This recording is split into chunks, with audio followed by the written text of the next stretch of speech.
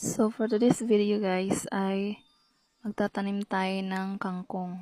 Tumubo na yung una kong tinanim, so ikakat lang natin para itanim doon sa ibang pots para dumami na yung magugulay natin pag tumubo na sila. So ayan, putulin lang natin yung mga medyo mahaba na.